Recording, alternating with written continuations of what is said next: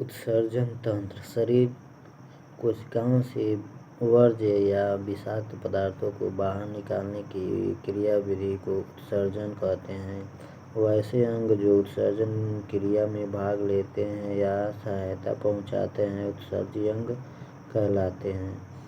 अपचय क्रिया के फलस्वरूप शरीर में एकत्रित जटिल यौगिकों का विघटन होता है, जिसके फलस्वरूप ऊर्जा मुक्त होती है। अगर कुछ अपशिष्ट पदार्थ वास्ट प्रोडक्ट्स शेष रह जाते हैं, वह अपशिष्ट पदार्थ व्यर्थ होने के साथ साथ हानिकारक या विषाक्त भी होते हैं, जो जीवित कोशिका के लिए घातक युद्ध हो सकते हैं। इन पदार्थों का शरीर में अधिक समय तक रहने पर उपापचय की क्रियाओं पर प्रतिकूल प्रभाव पड़ता है और विभिन्न रोगों को भी हो सकते हैं।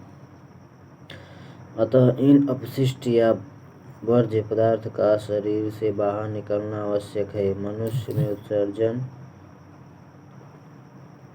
Excretion in human. मनुष्य के उत्सर्जन तंत्र में निम्नलिखित अंग आते हैं: वृक्क, किडनी, फेफड़ा, लंग्स, त्वचा, स्किन, यकृत, लीवर एवं आंत इंटेस्टाइन। वृक्क मनुष्य एवं अन्य स्तनधारियों में मुख्य उत्सर्जी अंग एक जोड़ा वृक्क होता है, जो रुधिर परिसंचरण में उत्सर्जी पदार्थों को हटाने तथा साथ ही साथ रुधिर में लाभदायक तत्वों को बनाए रखने के लिए भली भांति से अनुकूलित होते हैं। वृक्क सेम के बीज के आकार के होते हैं। उदर गुहा में पीठ की ओर, कमर के क्षेत्र में केशिरुक दंड के दोनों ओर एक वृक्क स्थित होता है। इसकी चारों तरफ पेरिटोनियम नामक एक झिल्ली पाई जाती है। वयस्क मनुष्य में प्रत्येक वृक्क 4 से 5 इंच लंबा यानी 2 इंच चौड़ा और लगभग 1.5 इंच मोटा होता है। इसका भार लगभग 140 ग्राम होता है। इसकी बाहरी धरातल उत्तल होता है तथा भीतरी धरातल अवतल होता है। वृक्क चारों ओर से मोटी वसा परतों द्वारा अवचाशित होते हैं, जो उनकी सुरक्षा करती है। वृक्क की भीतरी अवतल सतह जाइलम कहलाती है। वृक्क को लंबवत काटने पर यह 2 भागों में विभाजित हो जाता है। बाहरी भाग, जो अपेक्षाकृत पतला होता है, कॉर्टेक्स कहलाता है, जबकि भीतरी मोटा 2/3 भाग मेडुला कहलाता है। मेडुला शंकुरूपी रचनाओं से भरा होता है, जिन्हें पिरामिड कहते हैं। सभी पिरामिडें एक थैलीनुमा गुहा में दिष्ट रहती है। यह गुहा वृक्क की भीतरी अवतल धरातल पर स्थित होती है। इस गुहा के वृक्क पेल्विस कहते हैं। वृक्क पेल्विस से एक लंबी तथा संकरी वाहिनी निकलती है, जिसे मूत्रवाहिनी कहते हैं। दोनों ओर की मूत्रवाहिनी मूत्राशय में खुलती है। प्रत्येक वृक्क से लगभग 130,000 सूक्ष्म नलिकाएं होती हैं, जिन्हें वृक्क या नेफ्रॉन कहते हैं। नेफ्रॉन वृक्क की कार्यात्मक इकाई है। नेफ्रॉन को उत्सर्जन इकाई भी कहा जाता है। यह नेफ्रॉन ही रुधिर के रासायनिक संगठन का वास्तविक नियंत्रण करते हैं। नेफ्रॉन की संरचना स्ट्रक्चर ऑफ नेफ्रॉन।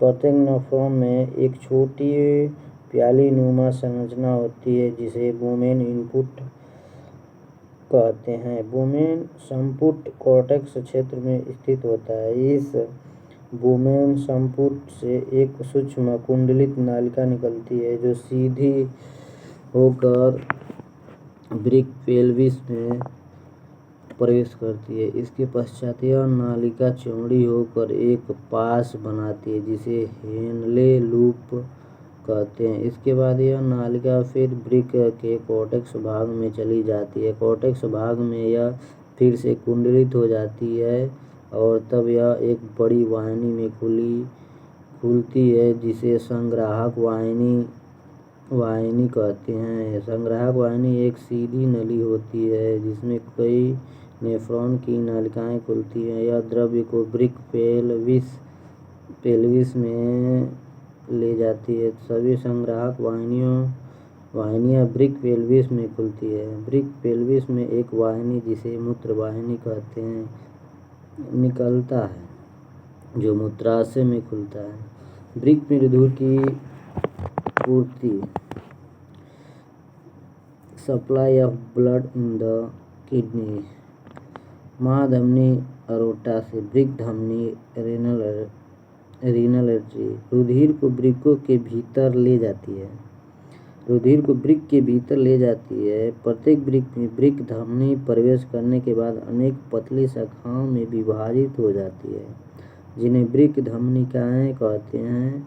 यह ब्रिक धमनिकाएं प्रत्येक नेफ्रॉन के वुमेन संपुट में प्रवेश करती है, जिसे अभिवाही धमनिका कहते हैं। अभिवाही धमनिका बार बार विभाजित होकर महीन कोशिकाओं का एक गुच्छा बनाती है, जिसे कोशिका गुच्छ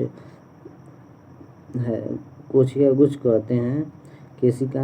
केशिका गुच्छ के बाद पुनः संयोजित होकर अपवाही धमनिका इन्फर्ट रेटिकल रोल बनाती है। अपवाही धमनिका वुमेन इनपुट से निकलकर फिर बार बार विभाजित होकर महीन कोशिकाओं का जाल बनाती है, जो नेफ्रॉन के विभिन्न जालिका भागों को ढक लेती है। केशिकाएं पुनः संयोजित होकर ब्रिक सिरिकाएं बनाती है। यह ब्रिक सिरिकाएं अंतोस्तगात्वा ब्रिक शिरा में खुलती है। ब्रिक शिरा ब्रिक से रुधिर को इकट्ठा कर हृदय में पुनः वापस ले जाती है। नेफ्रॉन के कार्य करने की विधि।